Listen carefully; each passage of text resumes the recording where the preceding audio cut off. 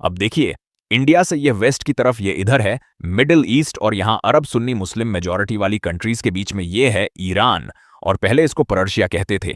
Iran अपनी geopolitical location और resources की वजह से सुपर पावर्स की नज़र में हमेशा से रहा है। ईरान के अंदर कंट्रोल रखने के बहुत सारे एडवांटेजेस पूरे रीजन में कंट्रोल मिलता है।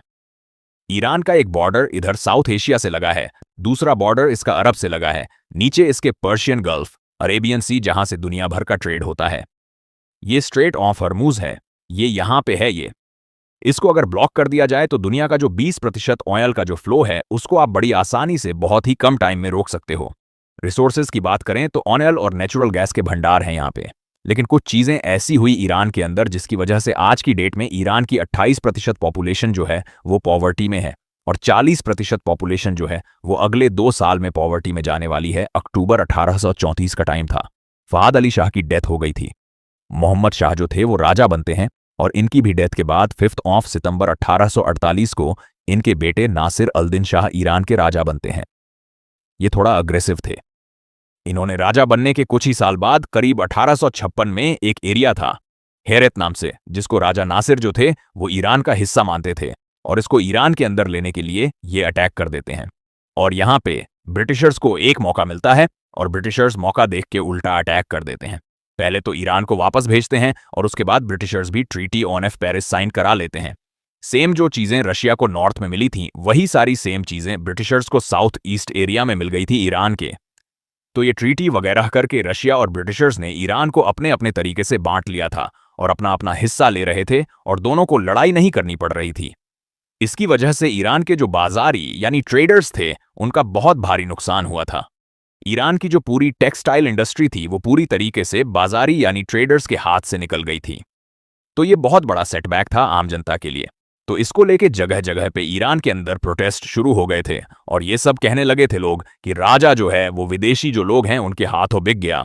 और बात इतनी बढ़ जाती है, मुस्लिम उलेमा जो होता था, जो रिलीजियस स्कॉलर्स होते थे, उनको बीच में आना पड़ा। उलेमा के आने से राजा के ऊपर प्रेशर बहुत ज्यादा बढ़ जाता है। ईयर 1892 में राजा के ऊपर बहुत ज्यादा प्रेशर पड़ता है। इन सारी चीजों को वो समझता है, और ये जो ट्रीटी थी इसको कैंसिल कर देता है। अब इस इंसिडेंट के बाद होता क्या है कि राजा जो था उसको लोग हल्के में लेने लगे थे, और जो उलेमा था उसका कद ईरान के अंदर बहुत ज्यादा बढ़ गया था। और इसके 4 साल बाद 1896 में मिर्जा रिजा खरमानी इस नाम का एक आदमी था, उसने राजा नासिर की हत्या कर दी। अब इनकी डेथ के बाद सेम डे 1 मई 1896 को नासिर के बेटे मुजफ्फर अल-दीन को किंग बना दिया जाता है, और ये भी रशिया और ब्रिटिशर्स के बीच में फंस के रह गए थे। ज्यादा कुछ ये भी नहीं कर पाते हैं। अब जिस साल मुजफ्फर किंग बने थे, इसी साल यूके का एक आदमी था विलियम डियार्की। ये दुनिया भर में स्पेशली ऑस्ट्रेलिया में माइनिंग वगैरह करता था ऑनिल की, और इसके हाथ में एक रिपोर्ट लगती है जिसमें यह था कि ईरान के अंदर ऑनियल निकलने की ह्यूज पॉसिबिलिटी है। और जब यह रिपोर्ट डीआरकी के पास आती है तो डीआरकी मौके का फायदा उठा के ईरान के राजा मुजफ्फर से मीटिंग करता है, और 16 अप्रैल 1901 को एक एग्रीमेंट साइन कराने के लिए रेडी कर लेता है। इस एग्रीमेंट में यह था कि आने वाले 60 साल तक विलियम डीआरकी ईरान के अंदर ऑनियल को ढूंढेगा, और ढूंढने के बाद अगर ऑनियल निकलता है तो उसको टेक्नोलॉजी का यूज करके एक्सट्रैक्ट करना है, और उसको मार्केट के अंदर ट्रेड करके बेचना है और प्रॉफिट बनाना है। और ये सारी चीजें ब्रिटिशर्स का जो साउथ जोन था उसी एरिया में करना था। इस एग्रीमेंट में यह भी था कि जो भी ऑनियल निकाल के प्रॉफिट बनेगा उसका 16% ईरान को देना होगा, और एनुअल भी एक अमाउंट फिक्स किया गया था कि वो ईरान को देना होगा। अब यहां से विलियम डीआरकी, जिसको ब्रिटिशर्स का पूरा सपोर्ट था, वो एक कंपनी बनाता है ईरान की गवर्नमेंट के साथ मिलकर, और इस कंपनी का नाम था एंग्लो पर्शियन ऑनियल कंपनी। और ये जो कंपनी है, आगे चल के इस कंपनी की वजह से बहुत सारी मुसीबतें खड़ी हो गई थी ईरान के लिए। तो अब होता क्या है कि ऑनियल ढूंढा जाता है। शुरू में ऑनियल ढूंढने में पैसा और टाइम बहुत ज्यादा लगता है। विलियम डीआरकी जो थे वो अपना पूरा पैसा लगा चुके थे, और जब उनके पास पैसा खत्म हो गया था, जो ब्रिटिश गवर्नमेंट थी उन्होंने उनको पैसा दिया, और पैसा देके वो उनसे शेयर ले लेती थी इस कंपनी के। तो मैनली जो शेयर्स थे इस कंपनी के, वो ज्यादा से ज्यादा शेयर ब्रिटिश गवर्नमेंट के पास आ गए थे, और आगे चल के इस कंपनी का नाम चेंज भी हुआ था। ब्रिटिशर्स पेट्रोलियम हो गया था। अब ये कंपनी तो बन गई थी, ऑनियल भी ढूंढा जा रहा था, लेकिन ऑनियल मिला नहीं था अभी तक ईरान में।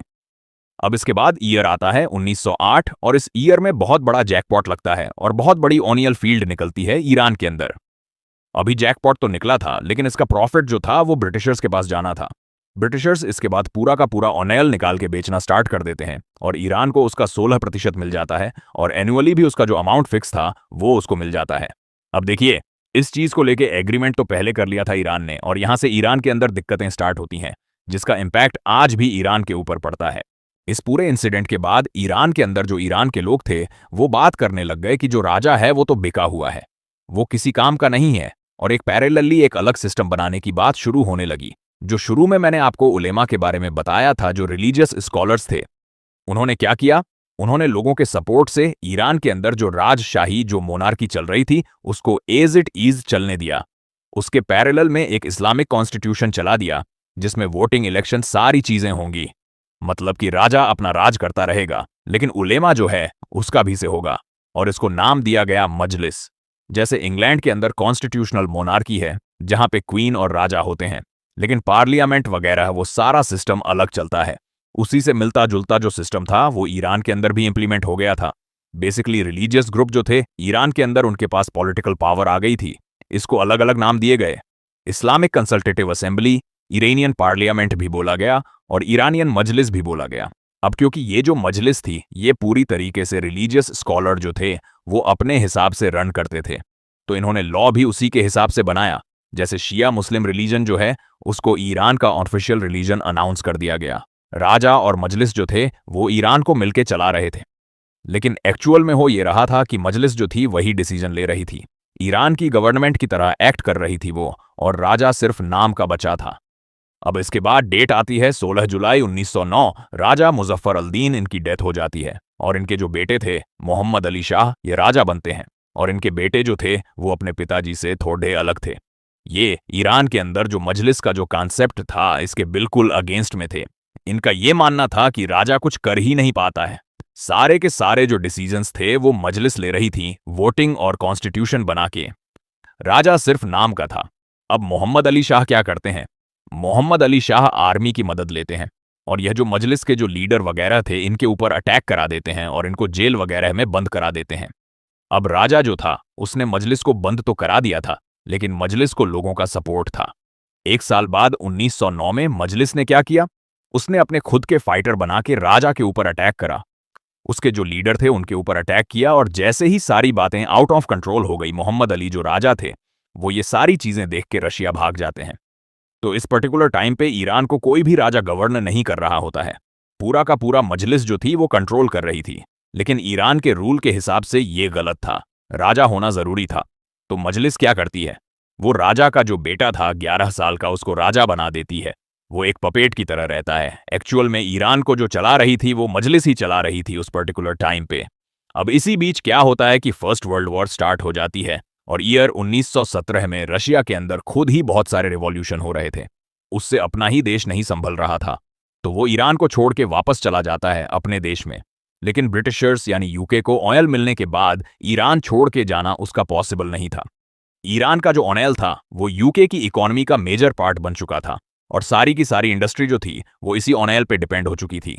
तो इसीलिए ब्रिटिशर्स जो थे वो ईरान को छोड़ के गए नहीं। वो time to time financial help करते थे, पैसे देते थे, सिक्योरिटी वगैरह की हेल्प करते थे। लेकिन ईरान के जो लोग थे वो इससे भी खुश नहीं थे। ये जो ब्रिटिशर्स जो ऑयल लेके जा रहे थे और पूरा का पूरा प्रॉफिट या ज्यादा से ज्यादा प्रॉफिट अपने पास रख रहे थे, इससे लोग बिल्कुल भी खुश नहीं थे।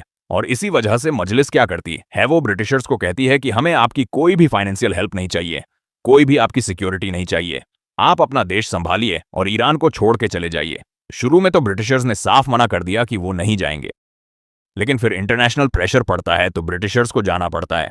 अपने सारे ऑफिशियल्स जो थे वो ईरान से ब्रिटिशर्स निकाल लेते हैं, लेकिन ब्रिटिशर्स जो थे वो इतना बड़ा नुकसान झेलने की हालत में नहीं थे।